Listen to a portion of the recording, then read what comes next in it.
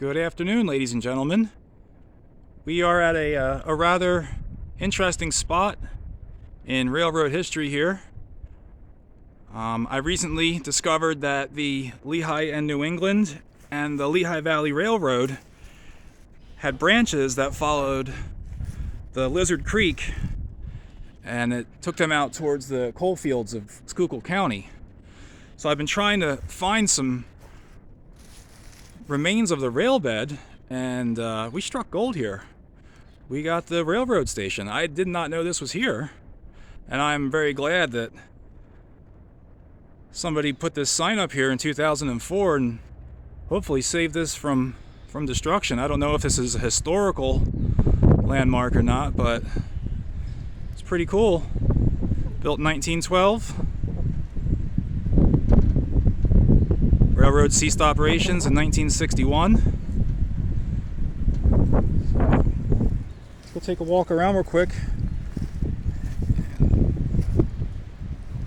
Come over here. This is where the bed would have continued. So there would have been a crossing here to go to the station. I apologize about the wind.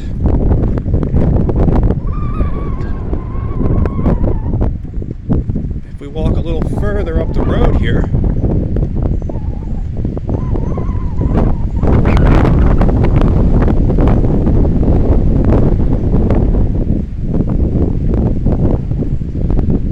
I am pretty sure that this would have been the grade crossing for the Lehigh Valley Railroad. It would have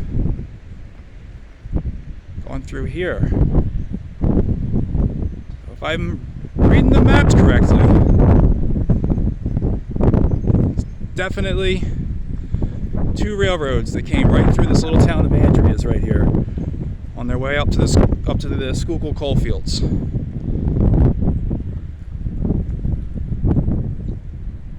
Thanks for watching.